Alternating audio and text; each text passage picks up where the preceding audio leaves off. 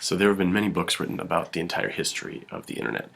We are going to be focusing on it briefly, but there are a number of different points in this timeline that are really important for us. I think important to have a sense of what the internet actually is and how it was created, and also to compare what we actually have today with what was intended by its framers. So we're going to start by looking at this whole continuum here from essentially 1960 up until today, and we'll begin by talking about the early era, the founding of the internet, and the ideals of its creators.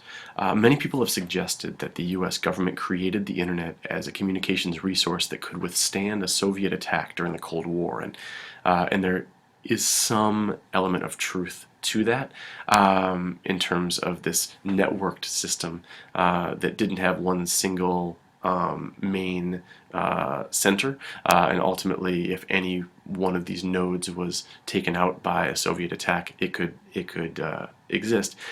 That concept is true, and the government did play a role down the road. But the reality is that the government scientists and university researchers who developed the early forms of the internet were really aiming for a much more scientific goal.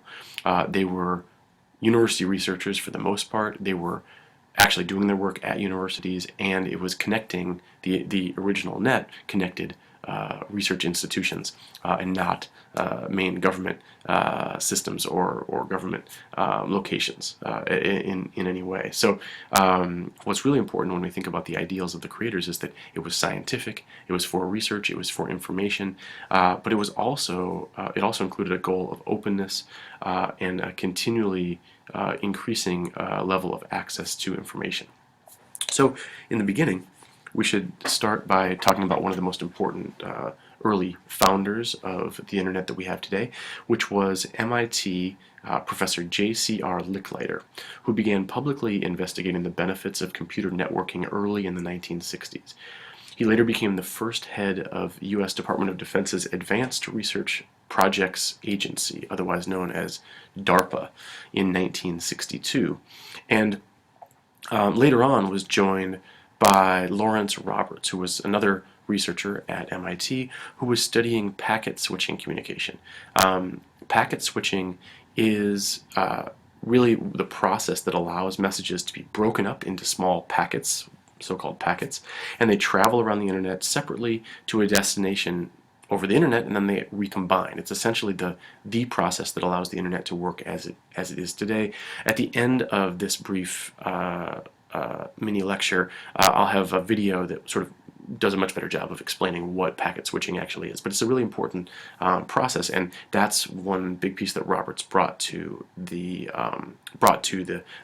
early stages of what the internet actually is. In 1967, Roberts proposed a packet-based computer network that would become later known as ARPANET. And ARPANET was the precursor of today's internet. It was nothing like the internet that we use today, but it was the original network structure. And although other researchers were working on a decentralized network that was safe from the Soviet attack, like we talked about earlier, the first 4 nodes of ARPANET were set up in universities in 1969.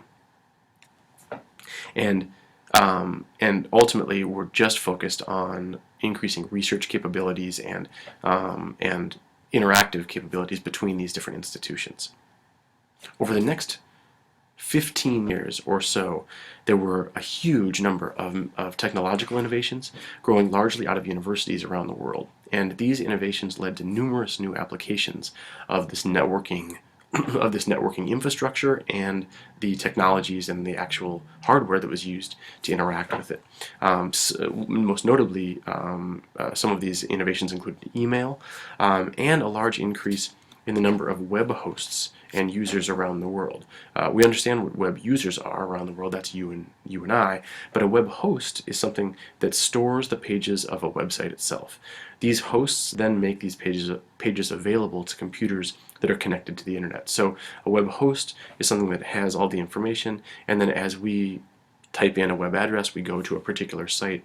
That's when packet switching is used to communicate with a web host, retrieve that information, bring it back to us, and reassemble it. To handle the increased traffic, the ARPANET was phased out during the late 1980s, and replaced by the NSFNet, created by the National Science Foundation, which notably was run by the U.S. government. Right, so ARPANET and the U.S. government and NSFNet were both funded by the government and were essentially organized by the government, even though much of the research and much of the early work was being done on university campuses. And this was important because the amount of growth here needed substantial support. Starting in 1984, web hosts doubled approximately every 9 months, topping 1 million in 1992. So you have this huge growth that is really important in understanding what was taking place in the beginning. And this is before anything like the internet that we actually have today.